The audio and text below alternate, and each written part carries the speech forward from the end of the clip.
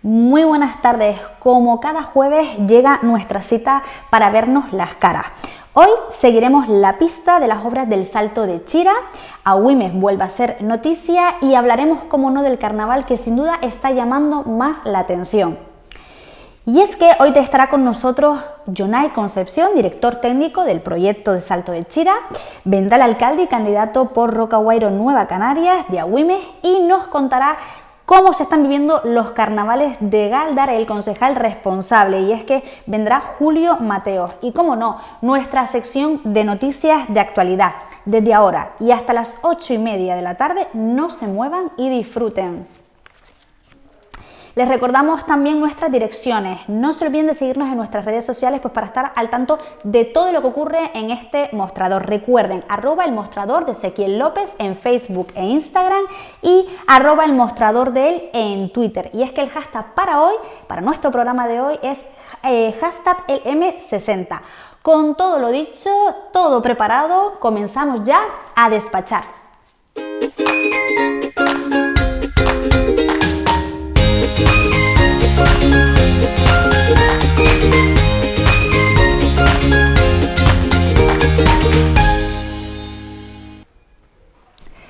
Sinceramente nos sentimos unos privilegiados, no dudamos de estar en el camino acertado, pues con esta visita creo que llegamos a la cuarta que nos hace a nuestro plató, evidentemente a petición nuestra, del invitado que nos acompaña esta tarde. Y es que nos referimos al director técnico del proyecto del Salto de Chira, Jonay Concepción, la persona que con mayor cercanía pues está viviendo este acontecimiento que marcará un antes y un después en España.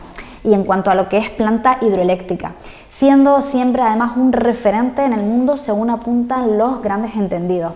Jonay Concepción, muy buenas tardes, gracias por no bloquearnos el teléfono para nuestra llamada y buenas agradecemos tardes. Además siempre pues tu predisposición para estar aquí pues para hablarnos y de contarnos pues las últimas novedades. Gracias.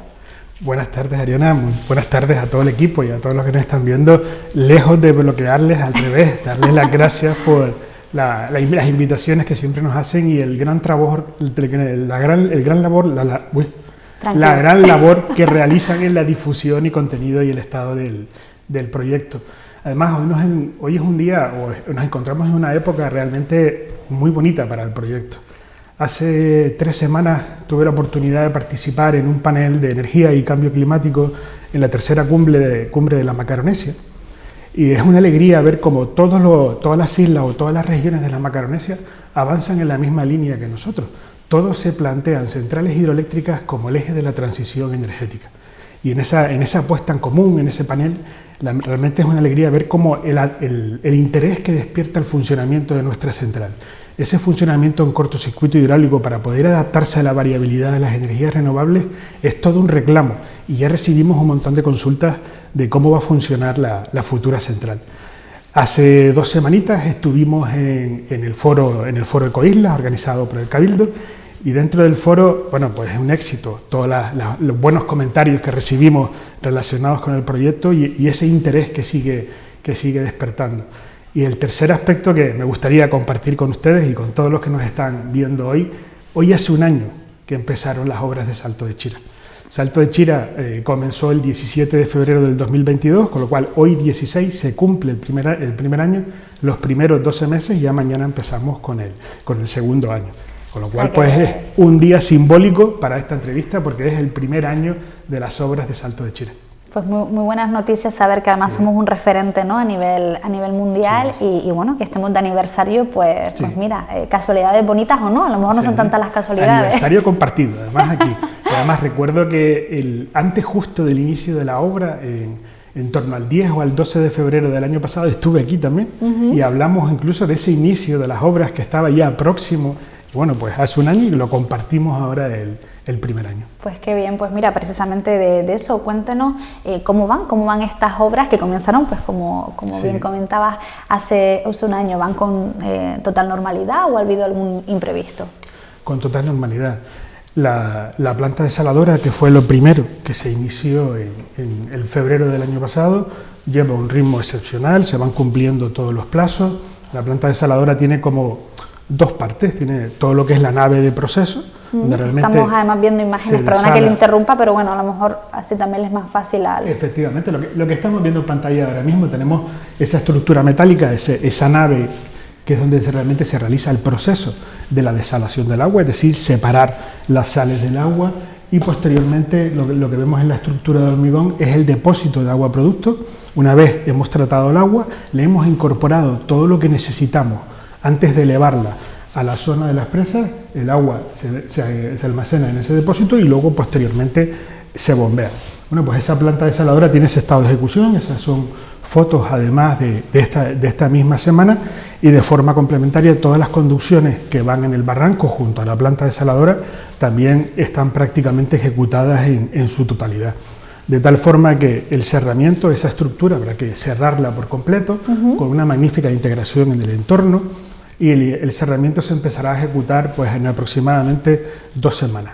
Con el cerramiento terminado, equiparemos todos esos equipos, todos esos cacharritos, que son los que separan todas las sales del agua, y la planta desaladora estará terminada pues cumpliendo con la planificación prevista en los 26 meses de plazo de ejecución que tiene. Ese es el primer hito del proyecto. ¿Y cuántos empleados hay ahora mismo en las obras? Pues en esas obras que estábamos viendo justo en la pantalla, ahí hay más de 110 trabajadores actualmente, entre personal técnico y personal dedicado directamente a la producción de la obra, y en el resto de las partes de la obra ya se han incorporado más de 100 personas también.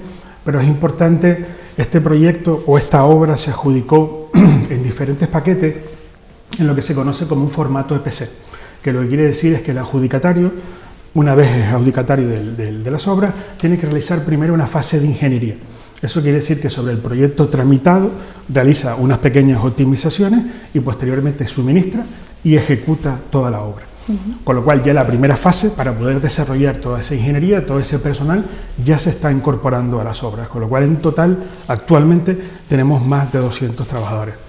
El aumento progresivo del personal se irá realizando hasta las fechas de verano, donde realmente tendremos el máximo de contratación, porque ya dan comienzo también trabajos en el entorno de las obras subterráneas, es decir, esos túneles para llegar a la zona interior, a la caverna, donde irán ubicadas las famosas turbinas.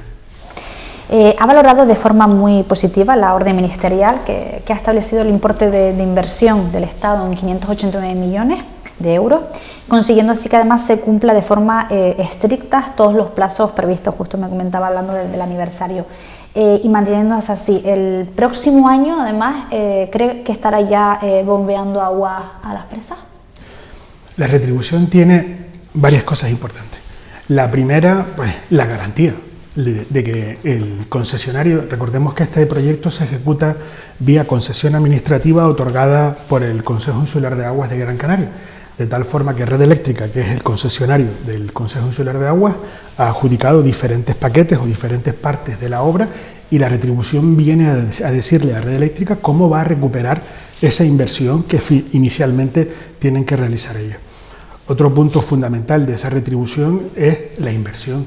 Estamos hablando de 589 millones de inversión directa en la isla de Gran Canaria. Eso realmente es una gran oportunidad. Y relacionado con esa inversión, la necesidad de ejecutar esas obras, los puestos de trabajo. Hablábamos de que ya a un año de inicio de las obras, cuando realmente lo que se inició en febrero del año pasado fue la planta desaladora, ya tenemos más de 200 trabajadores. Recordemos que las segundas partes de la obra o las obras en el entorno de las presas se iniciaron el pasado 15 de noviembre, con lo cual estamos realmente en las fases previas de todo lo que es poner en marcha una obra de estas características. Volvemos a ver imágenes también de Soria, y no sé si quiere comentar algo al respecto, pero bueno. Sí, esa es la presa de Soria, y vemos al fondo pues bueno, ese camino que se está ejecutando actualmente, que lo que tiene por objeto es permitir llegar a la plataforma que va a haber en el propio embalse, donde estará el edificio de control, un edificio de control que va a estar directamente relacionado con lo que es la operación de la central hidroeléctrica. Desde esa misma plataforma se inicia un túnel, que por eso está iniciándose ese camino, que es lo que se conoce como el túnel secundario. Es un túnel que da acceso a la caverna donde se ubican las turbinas. Desde el propio barranco de Arguineguín, aguas abajo de la presa, se ejecuta otro túnel también importante, que es lo que conocemos como el túnel principal. Esos dos túneles darán acceso hacia la caverna, donde estarán esas 6 turbinas Francis, y esos dos túneles se van ejecutando de forma simultánea para permitir llegar lo antes posible a la caverna y poder empezar a adelantar la excavación de la caverna por 2 zonas a la vez. Pasamos a otro tema, a las expropiaciones. Sí. 79 de 140 son particulares, 100 parcelas están situadas en el municipio de San Bartolomé de Tirajana y 40 localizadas en Mogán, si no nos equivocamos. De estas 61 pertenecen a las diferentes administraciones local, insular, regional, terminándose las últimas firmas de ocupación el 13 de marzo en oficinas de Arguineguín. Corríjame si me equivoco, ¿vale? ¿Qué sabe del proceso? ¿Ha habido escándalos? ¿Ha habido no negociaciones? ¿O todo ha ido con el rigor y la responsabilidad de la que esperábamos? No solo con el rigor y la responsabilidad, sino con la sensibilidad. El proceso se ha llevado de una forma muy rigurosa, como bien apuntabas. El proceso tiene 2 partes fundamentales, son las actas previas y luego las actas de ocupación, como bien has apuntado en las fechas, que lo dices correctamente. Las actas previas se van a firmar entre el 27 y el 3 de marzo, 27 de febrero al 3 de marzo, y las actas de ocupación entre el 7 y el 13 de marzo, quedando totalmente finalizado el proceso de lo que son las actas de ocupación. Finalizadas las actas de ocupación, pues realmente ya todas esas parcelas que ha expropiado el Gobierno de Canarias a favor del operador del sistema ya estarán listas pues para ser ocupadas. Ya pasan a ser derechos y deberes, derechos y obligaciones del titular de la obra, que es Red Eléctrica. Tanto es así que podría inscribirlas en el propio registro de la propiedad una vez terminadas esas actas de ocupación. La primera fase se celebró en el mes de mayo, que prácticamente la totalidad se llegaron con acuerdos. Es importante cuando hablamos de la sensibilidad que con carácter previo a las actas previas y a las posteriores actas de ocupación se intentó llegar a acuerdos con muchísimos titulares, con muchísimos afectados, pues para que todo el proceso fuera más ágil, de tal forma que muchos afectados por las expropiaciones, cuando llegaron al momento de firmar esas actas, ya tenían documentos con compromisos con Red Eléctrica de España, de tal forma que se había mejorado o facilitado todo el proceso. En esta fase en la que nos encontramos ahora, que es la parte final, que quedan, como bien apunta, 140 parcelas que incluyen además todos los bienes demaniales. Por eso está el Cabildo, está el Consejo Insular de Aguas, por lo que tiene que ver con el dominio público y diferentes instituciones. Y el grueso de lo que queda pues es principalmente en San Bartolomé de Tirajana, porque son las actas relacionadas o ubicadas en el entorno del embalse de Chira. Sí, porque además el barranco de Arguineguín marca la línea fronteriza entre San Bartolomé, justo, si no nos equivocamos, de Tirajana y Mogán. O sea, la iglesia y la plaza están en San Bartolomé y el campo del Pinillo en Mogán, ¿no? O algo así. Exactamente. Vale, porque tiene por aquí la chuletilla. Si nosotros comenzamos a subir por la carretera hacia Cercados de Espino, la carretera cruza por encima del barranco en determinados puntos, con lo cual vamos pasando de San Bartolomé a Mogán de forma sucesiva. El eje del municipio está justo en el barranco, de tal forma que incluso la planta desaladora que estábamos viendo antes está ubicada completamente en San Bartolomé de Tirajana, porque el barranco queda un poquito más al oeste. Eso para los telespectadores, bueno, también para una que también a veces nos perdemos un poco, ¿no? Entre un lado y otro, entender por qué hay viviendas que pertenecen, o hay expropiaciones que pertenecen a San Bartolomé y otras evidentemente a Arguineguín, para que no haya Aquí en la isla en general, las divisorias de los municipios suelen estar ubicadas en los barrancos. Pues mira, algo también que conocía. Cada vez, y por suerte, entiendo para ustedes, son menos los que secundan el empeño de unos pocos que tienen otra visión del proyecto del Salto de Chira, y lo han denunciado pues en las entidades correspondientes, no además convenciendo evidentemente a las autoridades pertinentes, no dándose por vencidos y utilizando pues todo lo posible e imposible para paralizar el proyecto. Por ejemplo, dos últimas, y es que incumplen la normativa europea, que ahora nos contará, que están obligados a respetar la época de crías de 3 aves protegidas y unos caracoles que aparecieron, que también nos contará, y por último la colocación de casetas cerca de las presas. ¿Qué hacen ante estas alteraciones al devenir del proyecto de las obras? Bueno, pues todas estas singularidades que van surgiendo y que algunas trascienden a los medios de comunicación no afectan al día a día de la obra. La obra se va desarrollando con total normalidad con respecto a la planificación prevista. Cuando hablamos del incumplimiento de Europa, o lo que entrecomillado es el incumplimiento, no es un incumplimiento, no hay ningún incumplimiento con la directiva europea. Si analizamos la célebre retribución que estábamos comentando hace un poquito, en la exposición de motivos de esa publicación en el boletín queda perfectamente definido. Nos encontramos en Canarias, son sistemas eléctricos aislados que por la singularidad que tenemos somos muy chiquititos y muy vulnerables, con lo cual la transición energética para nosotros tiene un reto mayúsculo, realmente porque la energía que consumimos la tenemos que producir aquí con nuestro sol y con nuestro viento y que son variables por su propia naturaleza, que es de otra forma que no somos capaces de controlarlo. Pues para eso necesitamos trabajar mucho en nuestro sistema eléctrico para poder tener garantía de suministro y seguridad del sistema. Por eso tenemos una ley específica, los territorios no peninsulares, para dotar de garantía al suministro. Eso lo recoge la orden, que es la retribución de la central, donde queda claramente definido dónde nos encontramos. Europa no tiene que otorgar una autorización, Europa tiene que conceder una excepción para que se pueda operar la central por el operador del sistema, valga la redundancia. Pero esto ya ha ocurrido en el pasado. En el pasado, la anterior directiva del año 2012, cuando se aprobó y cada país miembro la adaptó a su ordenamiento jurídico, pues realmente hubo que adaptar y conceder determinadas excepciones a sistemas eléctricos aislados, como puede ser Azores o Madeira, la misma situación en la que nos encontramos nosotros. Eso en ningún momento es una ilegalidad, ni mucho menos. Es una excepción, es un procedimiento que se está tramitando y que se resolverá a lo largo de los meses, porque se reúnen todas las condiciones para que las Islas Canarias puedan tener esa excepción, al igual que ocurre con Baleares en el ámbito nacional. Con respecto a lo que son las aves. Las aves, allí hay presencia del cuervo, del halcón tagorote, el corredor sahariano. Hay distintas especies que están en ese entorno. Eso viene recogido dentro de la Declaración de Impacto Ambiental. La Declaración de Impacto Ambiental en su condicionante 3 lo dedica concretamente a todo lo que es la fauna. Y en el ámbito de las aves dice que las obras, de forma literal, tienen que adaptarse a los periodos de nidificación de esas aves que hay en ese entorno.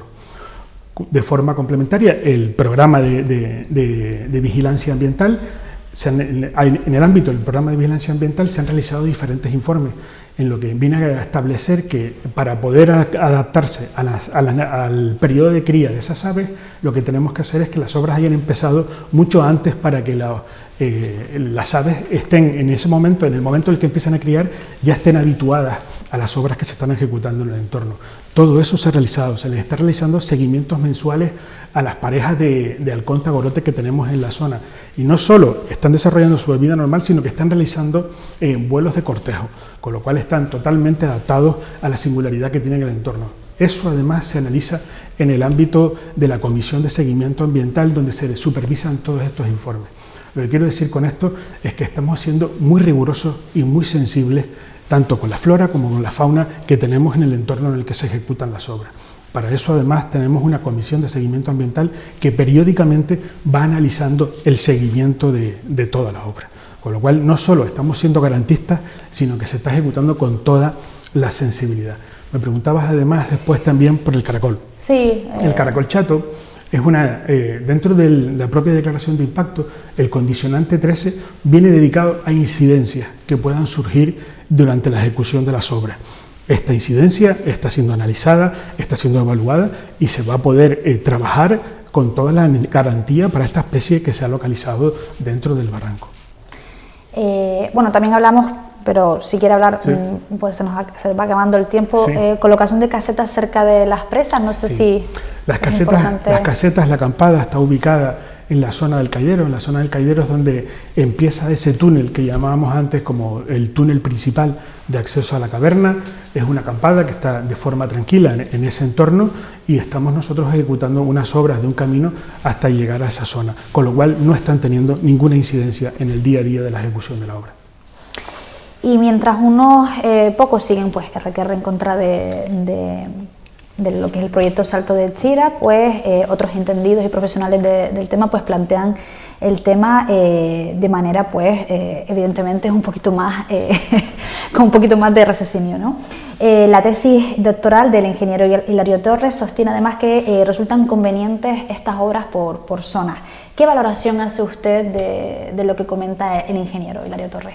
Bueno, lo primero, felicitar a Hilario por esa tesis. Nosotros tuvimos la suerte de poder colaborar con Hilario en aportarle los datos de lo que son los embalses para poder evaluar el potencial hidroeléctrico. Además, su director de tesis, Alexis Lozano, es también compañero y amigo del propio Cabildo. Y bueno, lo importante de la tesis de Hilario es realmente evaluar ese potencial hidroeléctrico, ¿no? Y lo que puede aportar dentro del mix de generación.